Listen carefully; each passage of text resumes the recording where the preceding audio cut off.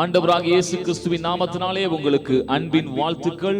2 ராஜாக்கள் 20ஆம் அதிகாரம் 5ஆம் வசனத்திலே கர்த்தர் எசேக்கியா ராஜாவிடம் சொல்லுகிறார், உன் விண்ணப்பத்தை கேட்டேன், உன் கண்ணீரை கண்டேன், இதோ நான் உன்னை குணமாக்குவேன், 3ஆம் நாளிலே நீ கர்த்தருடைய ஆலயத்திற்கு போவாய்.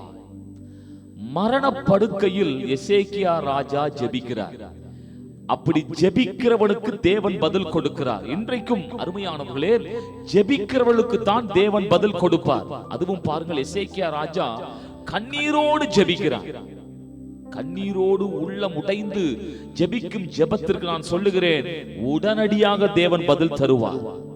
ஏனென்று சொன்னார், அங்கே எசேக்கியா ராஜா உள்ளம் உடைந்து கண்ணீரோடு கூட தன்னுடைய சூழ்நிலைக்காக, தன்னுடைய வியாதிக்காக ஜெபிக்கிறான். ஆண்டவர் சொல்லுகிறார், நான் உன் விண்ணப்பத்தை கேட்டேன், நான் உன்னை குணமாக்குவேன் என்று சொன்னவர் அடையாளத்தோடு கூட அற்புதம் செய்கிறார். நீ 3ஆம் நாளிலே ஆலயத்துக்கு போவாய்.